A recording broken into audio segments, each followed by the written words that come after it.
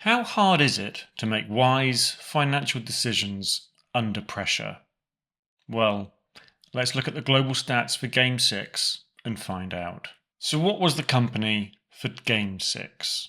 It was in the technology, software, infrastructure industry. Tech stocks, even if you don't know anything about the stock market, you've probably soaked up that they've done quite well. They're some of the most valuable companies in the world. But we've gone back to the late 2000s. Two things happened in the late 2000s.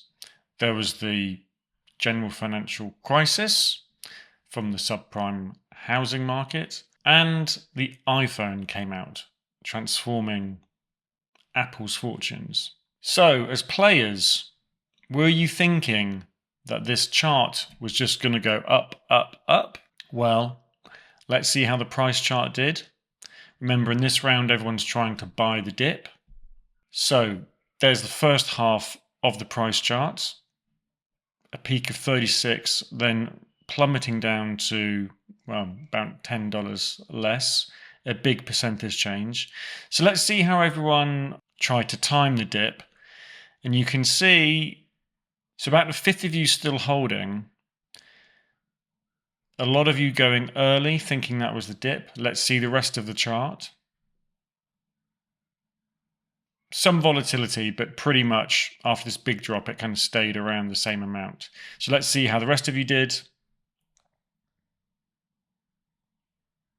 And 8% of you holding all the way until the end. How does this transfer to percentage achievements of trying to buy the dip? Okay, not too bad, quite distributed. So that's buying the dip. Now we're going to try and sell at the peak. So now let's see this. Yikes.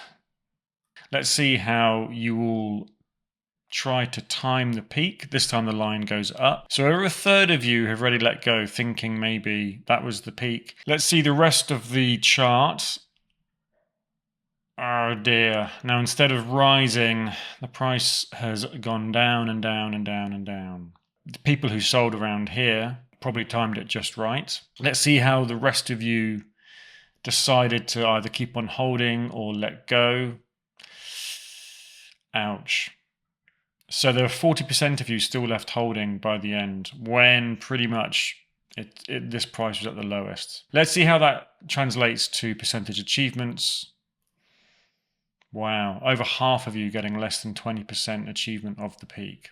And that's just human psychology meeting the drama of the short-term stock market.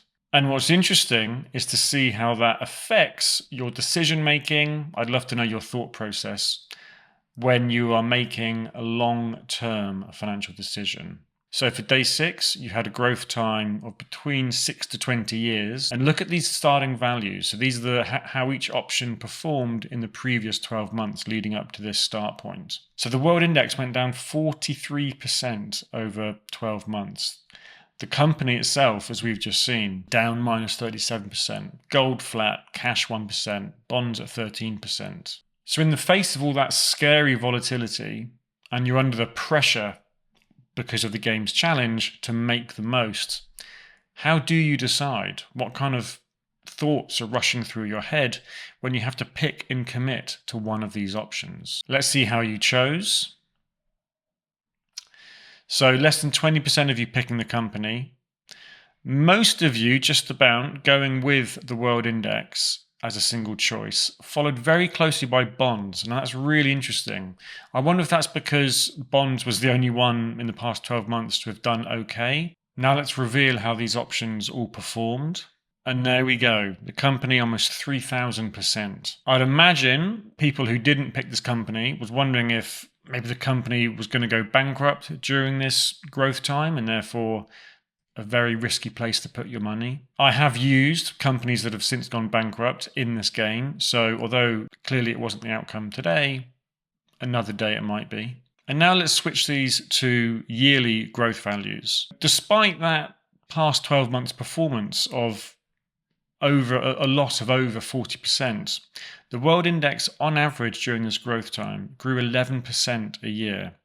And that is a very, very respectable amount to be growing your money by. It's not how much the company grew by, but then you don't have that pressure of putting yourself under committing to one single company. We've just seen how scary that can be when you put yourself under pressure of watching the markets go up and down. You can sit back, not even pick a company, not even worry about short-term volatility. Here we are. History shows us you can make 11% a year. And that compounding means you do very, very well for growing your own money long term. Let's have a quick look at inflation. So cash and bonds not being able to outrun inflation. The 31% of you who picked bonds, you actually lost spending power in your money over this growth time. And now, pretty brutal reading for actually growing your money the most in this round. The 31% of you who picked bonds grew your money by just 1% of the most possible. Now, what does this all mean in terms of the most overall with your starting 1,000?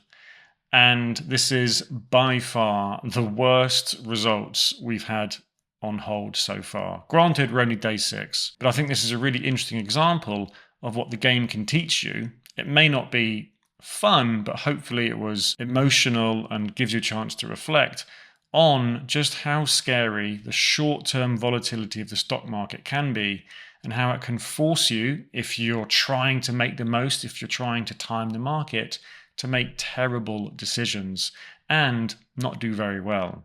Hopefully these results haven't put you off playing today. Today will be a new company, new dates, and we'll see how you did tomorrow.